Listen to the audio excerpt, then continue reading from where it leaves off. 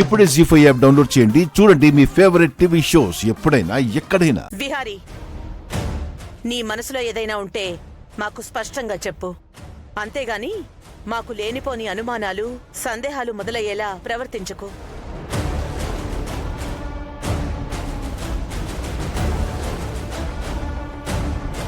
తప్పు చేస్తున్నాను, ఒప్పు చేస్తున్నాను, తెలియని పరిస్థితిలో ఉన్నాను.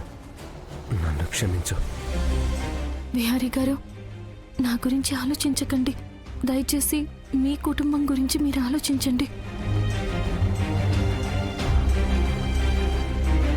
సరే అత్త, నేను సరే అంటేనే మీ సందేహాలకు సమాధానాలు దొరుకుతాయనుకుంటే మీరన్నట్టే కానివ్వండి. ముహూర్తం ముందుకు జరపండి, నాకెలాంటి అభ్యంతరం లేదు.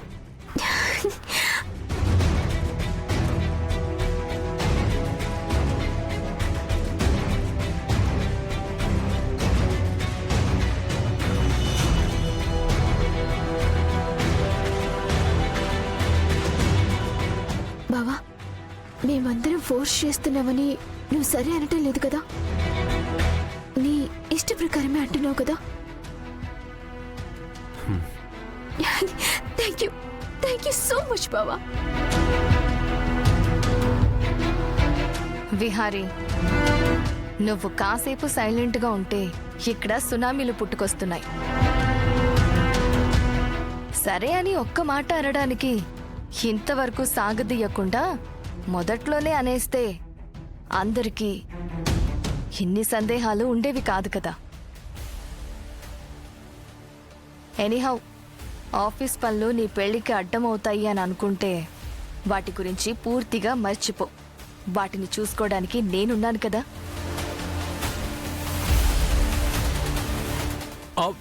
అవును విహారీ, నేను కూడా ఉన్నాను కదా. నువ్వు చేసినన్ని పనులు నేను చేయలేకపోయినా ఆల్మోస్ట్ అన్ని పనులు చేయడానికి ప్రయత్నిస్తాను. మీరు ఊరుకోండి. మీరు విహారీతో పోల్చుకుంటున్నారా? కంపెనీని నడపడంలో వాడెక్కడా, మీరెక్కడా?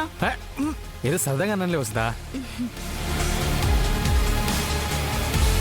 ఇప్పుడు నాకు చాలా సంతోషంగా ఉంది నాన్న. నీకు సహస్రకి వీలైనంత త్వరగా పెళ్ళైపోతే మీ జంటని చూసి మురిసిపోవాలనుంది. ఆ సమయం ఎప్పుడొస్తుందా అని నా మనసు ఎదురు చూస్తోంది.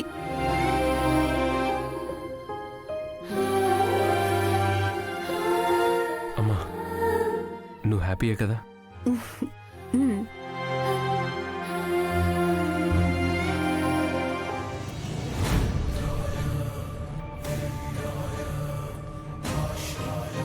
అమ్మా, నీ పూజ చేయడం మొదలు పెట్టానో లేదో ఇంట్లో శుభకార్యం గురించి మాటలు మొదలయ్యాయి.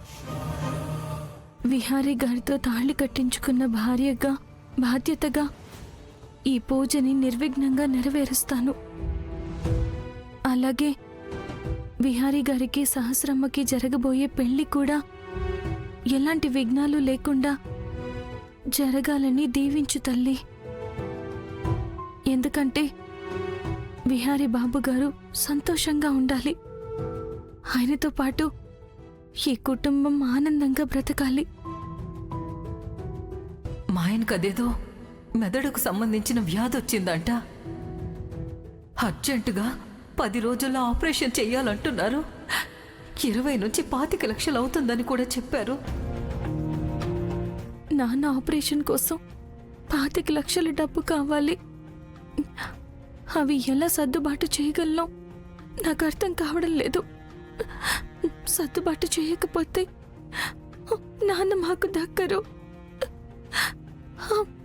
ఈ సమస్య కూడా నువ్వే ఒక దారి చూపించు తల్లి, దారి చూపించు.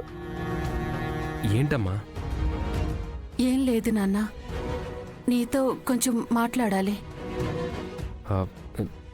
దేని గురించి? మొన్న మేము స్వామీజీ దగ్గరికి వెళ్ళినప్పుడు స్వామీజీ మాతో ఒక మాట చెప్పారు విహారీ. అది గుర్తొచ్చినప్పుడల్లా స్వామీజీ ఆ మాట ఎందుకన్నారా అని మా మనసు ఒకటే తొలిచేస్తుంది. ఏ విషయం అమ్మా?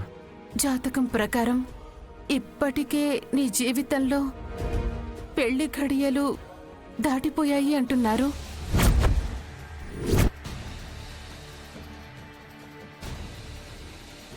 అంటే నీకిప్పటికే పెళ్ళైపోయి ఉండాలి అని స్వామీజీ ఉద్దేశం.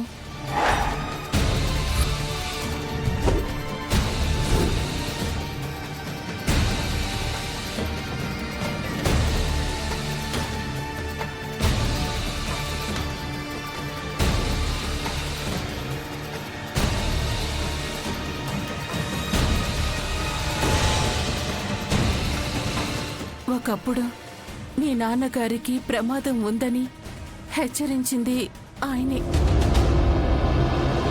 కానీ మీ నాన్నగారు ఆయన మాట పెడచెవిన పెట్టారు. తర్వాత నిజంగానే స్వామీజీ చెప్పినట్టుగానే మీ నాన్నగారు మనకి కాకుండా పోయారు. ఒకసారి మన కంపెనీలో నష్టాలొస్తాయని చెప్పారు. ఆయన చెప్పినట్టే నష్టాలొచ్చాయి. మీ తాతయ్య గారికి ఒకసారి ప్రాణం మీదకొస్తుందని జోష్యం చెప్పారు. అది కూడా జరిగింది.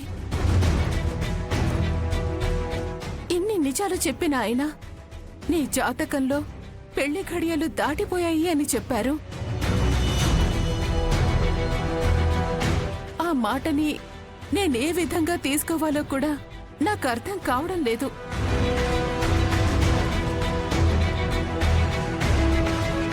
నాన్న, నేనొక్క మాట అడగనా? అడుగమ్మా. ప్రతి బిడ్డ తల్లి దగ్గర అన్ని విషయాలు చెప్పాలని లేదు. తల్లి ముందర నిజాయితీగా ఉండాలని లేదు. పిల్లలు పెరిగే కొద్దీ తల్లిదండ్రుల దగ్గర నిజాలు దాస్తూ ఉంటారు, అబద్ధాలు చెప్తూ ఉంటారు. అలాగని తల్లిదండ్రుల్ని మోసం చేయాలని లేకపోవచ్చు. కానీ అప్పటి పరిస్థితుల్ని బట్టి కొన్ని నిజాలని దాచాల్సిన పరిస్థితులు ఏర్పడచ్చు. అలాగే నీ జీవితంలో కూడా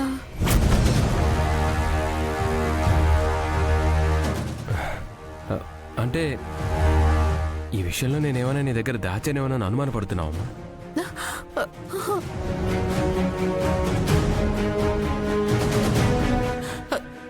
ఇది నీ మీద అనుమానం కాదు నాన్న.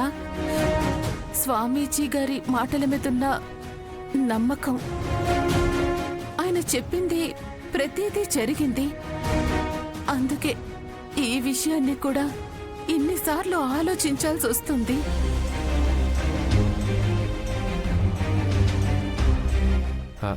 అమ్మా, నువ్వు అనవసరంగా స్వామీజీ మాటల్ని ఎక్కువగా పట్టించుకుంటున్నట్టున్నావు.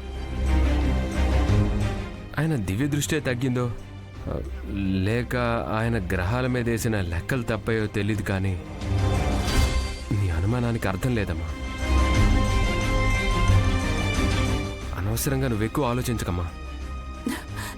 నువ్వు నాకు ఈ భరోసా ఇస్తే చాలు నాన్న. జీ5 యాప్ డౌన్లోడ్ చేసి అన్ని ఎపిసోడ్స్ పూర్తి ఉచితంగా చూడండి.